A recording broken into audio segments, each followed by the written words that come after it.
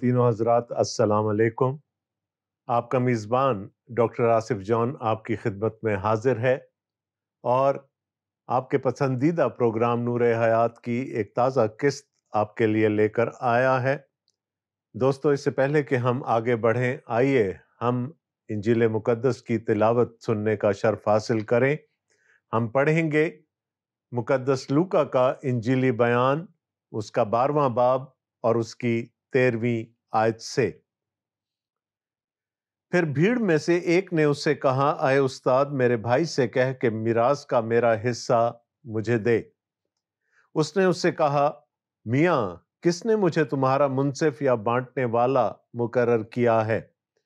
اور اس نے ان سے کہا، خبردار، اپنے آپ کو ہر طرح کے لالچ سے بچائے رکھو، کیونکہ کسی کی زندگی اس کے مال کی کثرت پر موقوف نہیں۔ اور اس نے ان سے ایک تمثیل کہی کہ کسی دولت مند کی زمین میں بڑی فصل ہوئی۔ بس وہ اپنے دل میں سوچ کر کہنے لگا، میں کیا کروں، کیونکہ میرے ہاں جگہ نہیں جہاں اپنی پیداوار بھر رکھوں۔ اس نے کہا، میں یوں کروں گا کہ اپنی کوٹھیاں ڈھا کر ان سے بڑی بناؤں گا اور ان میں اپنا سارا اناج اور مال بھر رکھوں گا، اور اپنی جان سے کہوں گا، اے جان، تیرے پاس بہت برسوں کے لیے بہت سا مال جمع ہے، چین کر، کھا پی، خوش رہ۔ مگر خداوند نے اس سے کہا، اے نادان، اسی رات تیری جان تجھ سے طلب کر لی جائے گی، پس جو کچھ تو نے تیار کیا ہے وہ کس کا ہوگا؟ ایسا ہی وہ شخص ہے جو اپنے لیے خزانہ جمع کرتا ہے اور خدا کے نزدیک دولت مند نہیں۔ پھر اس نے اپنے شاگرد سے کہا، اس لیے کہ میں تم سے کہتا ہوں کہ اپنی جان کی فکر نہ کرو کہ ہم کیا کھائیں گے، اور نہ اپنے بدن کی کہ کیا پہنیں گے، کیونکہ جان خوراک سے بڑھ کر ہے اور بدن پوشاک سے۔ کووں پر غور کرو کہ نہ بوتے ہیں نہ کاٹتے ہیں، نہ ان کے کھتا ہوتا ہے، نہ کوٹھی، تو بھی خدا انہیں کھلاتا ہے۔ تمہاری قدر تو پرندوں سے کہیں زیادہ ہے۔ تم میں سے ایسا کون ہے جو فکر کر کے اپنی عمر میں ایک گھڑی بڑھا سکے؟ بس سب سے چھوٹی بات نہیں کر سکتے تو باقی چیزوں کی فکر کیوں کرتے ہو؟ سوسن کے درختوں پر غور کرو کہ کس طرح بڑھتے ہیں، وہ نہ محنت کرتے ہیں نہ کاٹتے ہیں، تو بھی میں تم سے کہتا ہوں کہ سلیمان بھی باوجود اپنی ساری شان و شوکت کے ان میں سے کسی کی مانند ملبس نہ تھا۔ بس جب خدا میدان کی گھاس کو جو آج ہے اور کل تنور میں جھونکی جائے گی ایسی پوشاک پہناتا ہے، تو اے کم اعتقادو، تم کو کیوں نہ پہنائے گا؟ اور تم اس کی تلاش میں نہ رہو کہ کیا کھائیں گے، کیا پہنیں گے، اور نہ شکی بنو، کیونکہ ان سب چیزوں کی تلاش میں دنیا کی قومیں رہتی ہیں، لیکن تمہارا باپ جانتا ہے کہ تم ان چیزوں کے محتاج ہو۔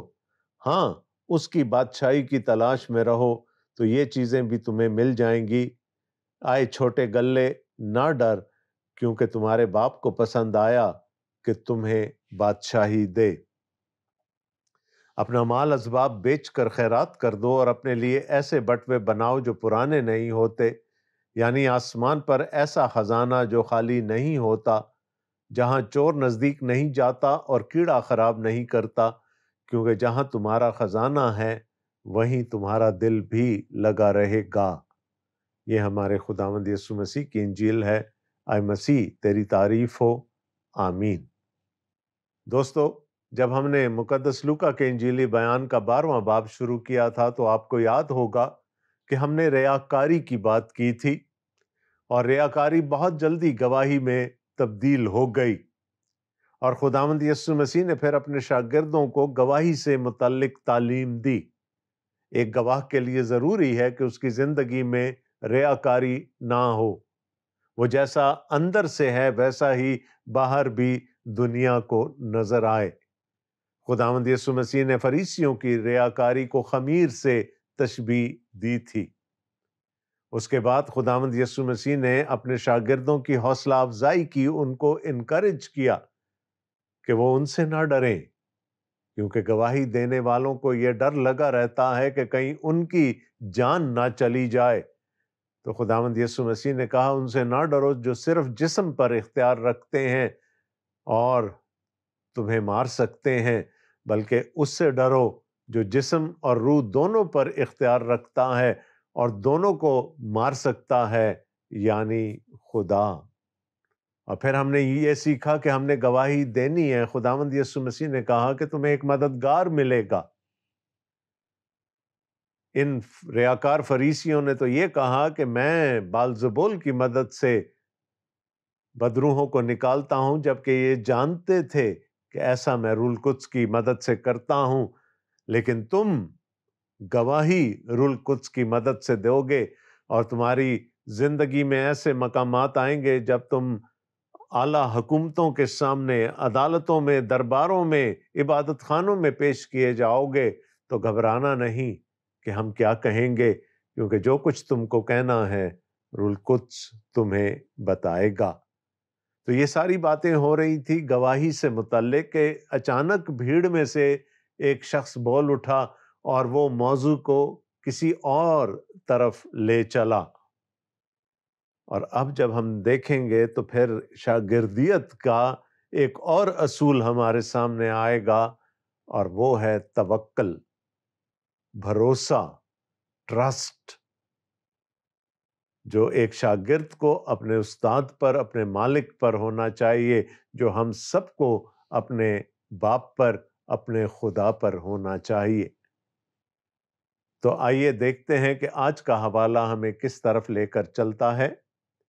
پھر بھیڑ میں سے ایک نے اس سے کہا، اے استاد، میرے بھائی سے کہہ کہ میراث کا میرا حصہ مجھے دے۔ اب جو یہودیوں کے مروجہ وراثت کے قوانین تھے، ان میں باپ کی موت کے کچھ عرصہ کے بعد، یعنی جب اس کا ماتم پورا ہو جاتا تھا 30 دن کا یا 40 دن کا، تو پھر بڑا بھائی وراثت کے تمام مسائل کو حل کرتا تھا۔ آپ کو یاد ہوگا کہ شریعت بڑے بھائی کو جائیداد کا دگنا حصہ دیتی ہے۔ تو نہ صرف یہ کہ بڑا بھائی باپ کی گدی پر بیٹھتا تھا، باپ کی جگہ بیٹھتا تھا، اس کو جائیداد کا دگنا حصہ ملتا تھا، لیکن وہ باقی کی جائیداد کو بھی اپنے بہن بھائیوں میں تقسیم کیا کرتا تھا۔ اب یہاں شاید کسی ایسے دل جلے کی بات ہو رہی ہے جس کے بھائی نے اس کا جائز حصہ اسے دینے سے انکار کر دیا، اور یہ بھی ہو سکتا ہے کہ یہ شخص فقیہوں کے پاس، فریسیوں کے پاس اپنا مسئلہ لے کر گیا ہو، لیکن انہوں نے اس کو مزید الجھا دیا ہو سکتا ہے مقدمے بازی تک بھی نوبت پہنچ گئی ہو، اور یہ بھی ممکن ہے کہ اس کا بھائی اسی بھیڑ میں شامل ہو جو خداوند یسوع مسیح کے پیچھے چلی آ رہی تھی۔ تو وہ چلا اٹھا، کیا استاد یہ ساری باتیں تو اپنی جگہ، گواہی تو بعد کی بات ہے، میرا ایک چھوٹا سا مسئلہ حل کر دے۔ اور وہ مسئلہ ہے جائیداد کا، وہ مسئلہ ہے وراثت کا۔ میرا بھائی میرے حصے کی زمین، میرے حصے کا مال مجھے نہیں دے رہا، اس کو کہہ کہ وہ میرا حصہ مجھے دے دے۔ اب بات کچھ اور ہو رہی تھی۔ اچانک بیچ میں سے جائیداد کا ذکر آ گیا، وراثت کا ذکر آ گیا، تو خداوند یسوع مسیح نے بھی تھوڑا سا ڈانٹ کر اس کو کہا، میاں کس نے مجھے تمہارا منصف یا بانٹنے والا مقرر کیا ہے؟ وہ تو وہ کھڑے ہیں جو میری ٹو میں لگے ہوئے ہیں، وہ یہ سننے کے لیے آئے ہیں کہ میں کوئی ایسی بات کر دوں جس پر وہ میری پکڑ کر سکیں۔ اشارہ یقیناً فقیہوں اور فریسیوں کی طرف تھا کہ ان کو تمہارا منصف مقرر کیا گیا ہے، مجھے نہیں، اور میری بادشاہی تو اس دنیا کی ہے بھی نہیں۔ اور ایک اچھا شاگرد ہوتے ہوئے، ایک ایسا شخص ہوتے ہوئے جو میرے پیچھے چلنا چاہتا ہے، اس کو اس دنیا کی وراثت سے مطلب نہیں ہونا چاہیے، اس کو اس وراثت کے بارے میں فکر مند ہونا چاہیے جو ابدی ہے، جو آسمان پر ہے۔ اس میراث کا ذکر خداوند یسوع مسیح نے کیا جو ہمارا ایمان ہے کہ ہم ایمانداروں کے واسطے مقرر کر دی گئی ہے۔ تو ڈانٹا خداوند یسوع مسیح نے کہ بھائی یہ معاملات حل کرنے کے لیے میں اس دنیا میں نہیں آیا، میں تمہاری جائیداد کے قضیے سلجھانے کے لیے نہیں آیا، اس کے لیے تمہارے پاس قاضی موجود ہیں، اس کے لیے تمہارے پاس رومی عدالتیں موجود ہیں، اس کے لیے تمہارے پاس فقہ کے عالم، شرع کے عالم موجود ہیں۔ اپنا مقدمہ لے کے ان کے پاس جا کہ وہ تیرے بھائی کو حکم دیں کہ تیری جائیداد کا حصہ تجھے مل جائے۔ اب ہمیں نہیں معلوم کہ اس شخص کی نیت کیا تھی خداوند یسوع مسیح کے سامنے اپنی پٹیشن رکھنے کی۔ خداوند یسوع مسیح یہ بھانپ گئے کہ ایک طرف تو میرے پیچھے چلنا چاہتا ہے، میرے پیچھے آیا ہے، لیکن وہ اس لیے نہیں آیا کہ وہ میرا شاگرد بننا چاہتا ہے، بلکہ اس لیے آیا کہ میں اس کا مسئلہ حل کر دوں، اس کو اس کے حصے کا مال مل جائے، اس کی زمین اس کو مل جائے، اس کا لالچ اس کو کھینچ کر میرے پیچھے لے کر آیا ہے۔ سو خداوند یسوع مسیح نے کیا کہا؟ خبردار، اپنے آپ کو ہر طرح کے لالچ سے بچائے رکھو، کیونکہ کسی کی زندگی اس کے مال کی کثرت پر موقوف نہیں۔ لالچ ایک ایسی چیز ہے جس کا کوئی انجام نہیں ہوتا، یہ چلتا چلا جاتا ہے، یہ بڑھتا چلا جاتا ہے۔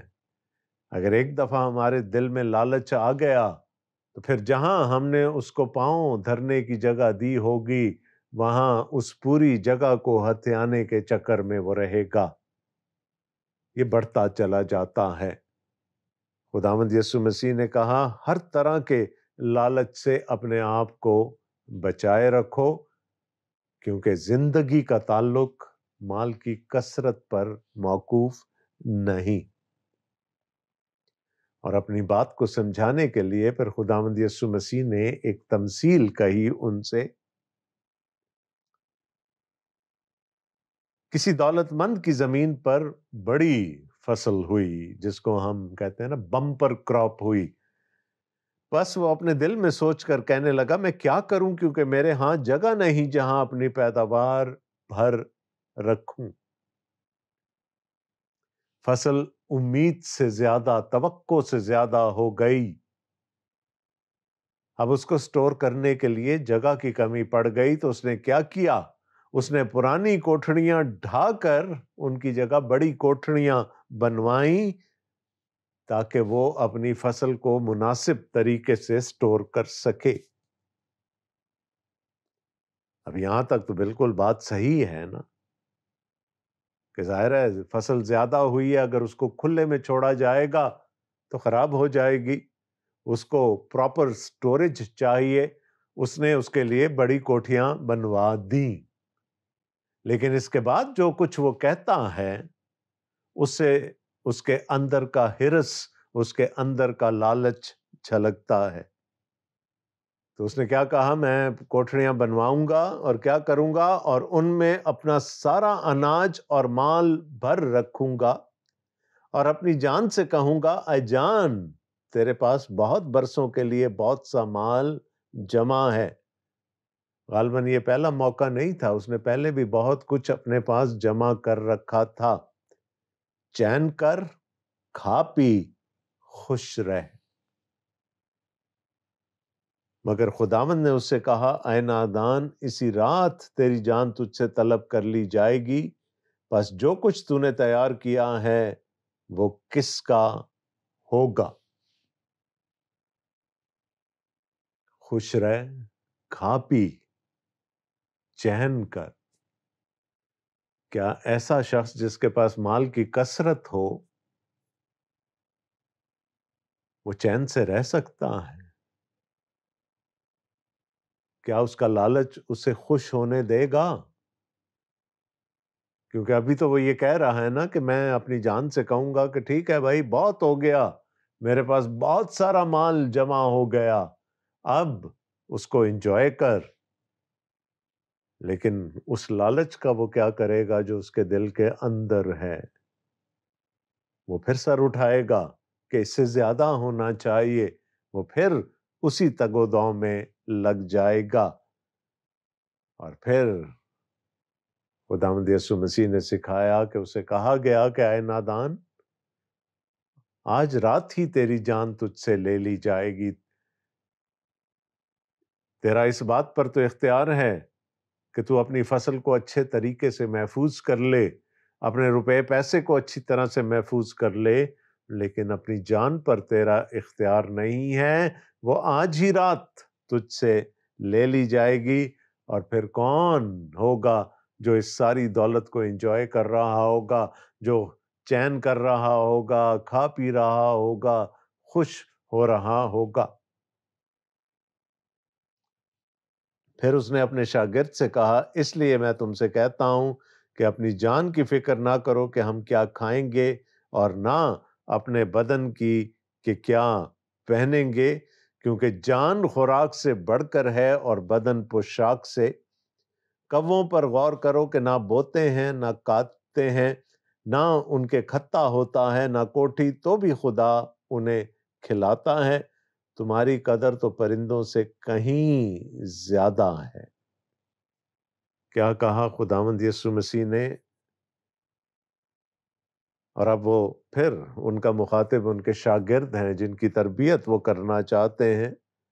اپنی جان کی فکر نہ کرو کہ ہم کیا کھائیں گے، اور اپنے بدن کی کہ کیا پہنیں گے۔ جب تم نے میرے پیچھے چلنے کا ارادہ کر لیا ہے تو پھر خدا تمہاری ہر ضرورت مہیا کرے گا، کیونکہ جان خوراک سے بڑھ کر ہے اور بدن پوشاک سے۔ کووں پر غور کرو کہ نہ بوتے ہیں اور نہ کاٹتے ہیں، نہ ان کا کھتا ہوتا ہے نہ کوٹھی، تو بھی خدا انہیں کھلاتا ہے، تمہاری قدر تو پرندوں سے کہیں زیادہ ہے۔ اس نے کہا اپنے ارد گرد دیکھ لو، نیچر کو دیکھ لو، فطرت کو دیکھ لو، کون سا پرندہ ایسا ہوگا؟ یہاں پر کووں کا، ریونز کا ذکر ہو رہا ہے۔ کون سا پرندہ ایسا ہوگا جو بوتا بھی ہوگا اور کاٹتا بھی ہوگا، جو سٹور بھی کرتا ہوگا؟ لیکن خدا ان کو وقت پر خوراک مہیا کر دیتا ہے۔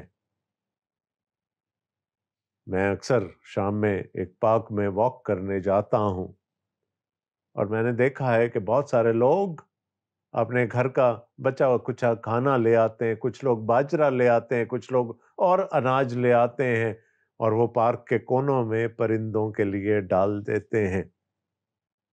وہ کون ہے جو ان کو ابھارتا ہے، ان کے دلوں میں یہ بات ڈالتا ہے کہ ان پرندوں کی فکر کر لیں جو پارک میں ہیں؟ ان کا رازق خدا ہے، ان پرندوں کا رازق خدا ہے، میرا اور آپ کا رازق بھی خدا ہے۔ وہ ایک کوا تو اس پر بھروسہ رکھتا ہے کہ مجھے وقت پر اپنی خوراک مل جائے گی، میں اور آپ انسان ہوتے ہوئے اس پر بھروسہ نہیں رکھتے۔ اس کے بعد خداوند یسوع مسیح چند اور مثالیں بھی دیتے ہیں۔ تم میں ایسا کون ہے جو فکر کر کے اپنی عمر میں ایک گھڑی بڑھا سکے؟ موت برحق ہے، موت کا ایک وقت معین ہے، اور ہم کتنی بھی تگ و دو کر لیں، کتنی بھی دوائیاں کھا لیں، کتنا بھی مال پیسہ جمع کر لیں، کتنی بھی ماڈرن ٹیکنالوجی کا فائدہ اٹھا لیں، ہم خدا کے کلام کے مطابق اپنی زندگی میں ایک ساتھ کا، ایک لمحے کا، ایک گھڑی کا اضافہ نہیں کر سکتے۔ تو خداوند کیا کہنے کی کوشش کر رہے ہیں کہ وہ وقت آ جاتا ہے کہ جب انسان کی بس ہو جاتی ہے، وہ اور کچھ نہیں کر سکتا، بس سب سے چھوٹی بات نہیں کر سکتے تو باقی چیزوں کی فکر کیوں کرتے ہو؟ زندگی زیادہ قیمتی ہے، تو جب زندگی میں اپنی پسند سے اضافہ یا کمی نہیں کر سکتے تو پھر باقی چیزوں کی فکر کیوں کرتے ہو؟ ایک اور مثال سامنے آ گئی، سوسن کے درختوں پر غور کرو کہ کس طرح بڑھتے ہیں، وہ نہ محنت کرتے ہیں اور نہ کاٹتے ہیں، تو بھی میں تم سے کہتا ہوں کہ سلیمان بھی باوجود اپنی ساری شان و شوکت کے ان میں سے کسی کی مانند ملبس نہ تھا۔ خدا درختوں کو جو لباس دیتا ہے، خوبصورت پتے، خوبصورت پھول دیتا ہے، کیا انسان سوچ سکتا ہے کہ وہ اپنی محنت سے، اپنی فکر کرنے سے، اپنے مال و دولت سے اس طرح کا اچھا لباس اپنے لیے تخلیق کروا سکتا ہے؟ یسوع کہتے ہیں کہ سلیمان بھی جو کہ بادشاہ وقت تھا، وہ بھی اتنی شان و شوکت سے ملبس نہ تھا جیسے ایک سوسن کا درخت ہوتا ہے۔ بس جب خدا میدان کی گھاس کو جو آج ہے اور کل تنور میں جھونکی جائے گی ایسی پوشاک پہناتا ہے تو اے کم اعتقادو، تم کو کیوں نہ پہنائے گا۔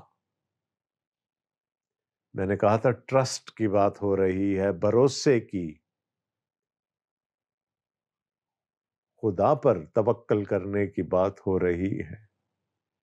اور یہ وہ ڈپارٹمنٹ ہے جہاں ہم اکثر فیل ہو جاتے ہیں۔ مجھے کلام میں سے وہ ایک دعا بڑی اچھی لگتی ہے، میں ایمان رکھتا ہوں میری بے اعتقادی کا علاج کر۔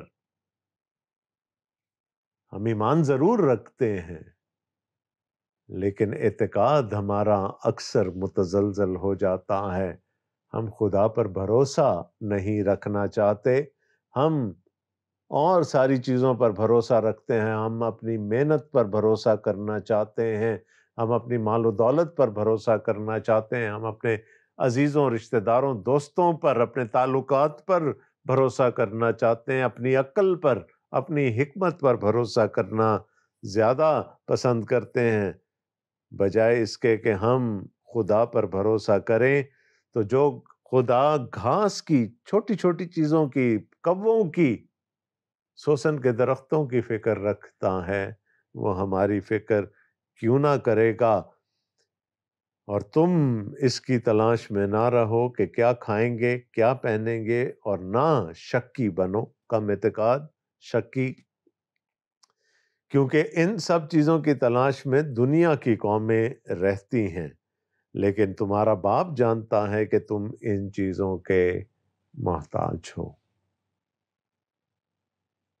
ہماری عقل، ہماری حکمت، ہماری نظر ہمارے حال سے، ہمارے پریزنٹ سے پار نہیں جاتی۔ فکر مند رہتے ہیں، ابھی کیا ہوگا، تھوڑی دیر بعد کیا ہوگا، کل کیا ہوگا، اگلے ماہ کیا ہوگا، اگلے سال کیا ہوگا۔ تھوڑا سا اکانومی میں، معیشت میں اتار چڑھاؤ آ جائے تو ہم پریشان ہو جاتے ہیں۔ تو خداوند یسوع مسیح نے کہا کہ تمہارا باپ جانتا ہے، تمہارے مانگنے سے پہلے جانتا ہے کہ تم کن چیزوں کے محتاج ہو، اور وہ مہیا کرے گا۔ The only thing is to trust in him۔ اس پر بھروسہ رکھنے کی، اس پر اعتقاد رکھنے کی ضرورت ہے۔ تو ہماری نظر، چونکہ ہم مادی انسان ہیں نا، میٹر کے بنے ہوئے ہیں، مادہ کے بنے ہوئے ہیں، ہم ایک جسم رکھتے ہیں، وجود رکھتے ہیں، ہماری نظر مادے سے آگے نہیں جاتی۔ ہمیں جسم نظر آتا ہے، ہمیں جسم کی ضروریات نظر آتی ہیں، ہم جسم کے لیے فکر مند ہوتے ہیں، لیکن روح جو ہمیں نظر نہیں آتی، ہم اس کے لیے فکر مند نہیں ہوتے۔ اس سے پہلے بھی خداوند یسوع مسیح کہہ چکے ہیں، اس سے ڈرو جو جان اور روح دونوں پر اختیار رکھتا ہے، جو دونوں کو مار سکتا ہے۔ اس پر بھروسہ کرنے کی ضرورت ہے، توکل کرنے کی ضرورت ہے۔ آزما کر دیکھو کہ خداوند کتنا مہربان ہے۔ مبارک ہے وہ شخص جس کا توکل اپنے خداوند پر ہے۔ بائبل مقدس ہمیں بار بار سکھاتی ہے کہ ہمیں خدا پر توکل کرنا ہے، خدا پر بھروسہ کرنا ہے، اپنی نگاہیں اس پر مرکوز رکھنی ہے۔ لیکن ہم مادے کی فکر میں اس قدر لگ جاتے ہیں کہ ہمیں مادی چیزوں ہی کی فکر ہوتی ہے۔ یسوع مسیح نے اس کا توڑ بتا دیا۔ توڑ کیا ہے؟ ہاں، اس کی بادشاہی کی تلاش میں رہو تو یہ چیزیں بھی تمہیں मिल जाएंगी। हमारे अंदर लालच है, हमारे अंदर हिरस है, हम मादी चीजों के चक्कर में पड़े रहते हैं, उनकी लपेट में रहते हैं, और फिर हमारे पास जितना भी हो जाए वो हमें कम लगता है। जिसके पास 100 है वो 1000 की तमन्ना करेगा, जिसके पास 1000 है वो लाख की तमन्ना करेगा, जिसके पास लाख है वो करोड़ों की तमन्ना करेगा, और ये चक्कर कभी अपने इख्तिताम तक नहीं पहुंच पाता। खुदावंद यीशु मसीह ने कहा फोकस बदलने की जरूरत है। तुम गलत चीजों को देख रहे हो, तुम उस मिरास को नहीं देख रहे, उस रूहानी बरकत को नहीं देख रहे जो तुम्हारा खुदा तुम्हें देना चाहता है। पहले उसकी रास्तबाजी की तलाश कर लो, उसकी बादशाही की तलाश करो, तो ये सब कुछ तुम्हें मिल जाएगा। याद रहे ये बात कहाँ से शुरू हुई थी? मेरे भाई से कह कि मेरा इंसाफ करे, जायदाद का जो मेरा हिस्सा है वो मुझे दे दे। खुदावंद यीशु मसीह ने कहा ये सब कुछ यहीं रह जाएगा, और अगर नजात ना पाई, सब कुछ होते हुए भी नजात ना पाई, तो फिर कहानी यहीं खत्म हो जाएगी। खुदावंद यीशु मसीह ने कहा फोकस बदलने की जरूरत है, खुदा की बादशाही की तरफ, उस अबदी मिरास की तरफ देखने की जरूरत है। हाँ, एक दफा खुदा की नजात के तजुर्बे में से गुजर गए, एक दफा नए सिरे से पैदा हो गए, तो फिर ये सारी चीजें भी तुम्हें मिलती चली जाएंगी। खुदा कभी तुम्हें किसी चीज का मोहताज नहीं रहने देगा। आए छोटे गल्ले, ना डर, क्योंकि तुम्हारे बाप को पसंद आया कि तुम्हें बादशाही दे। बहुत ही खूबसूरत आयत है, छोटे गल्ले। आज हम इकलियत में हैं, आज हम एक छोटा गल्ला हैं, लेकिन क्या रखा है हमारे लिए? बादशाही।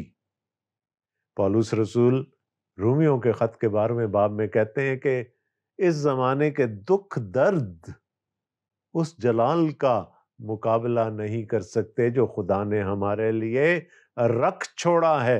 हमारी मिरास, हमारी विरासत कायम हो चुकी है। We are destined for the kingdom of God.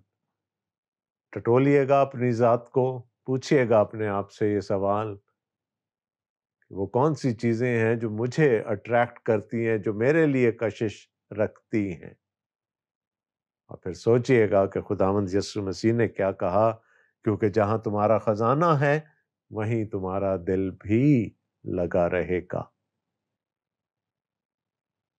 Programme का वक्त खत्म हुआ चाहता है। अगले हफ्ते यहीं से मुकद्दस लूका के इंजीली बयान को आगे लेकर चलेंगे।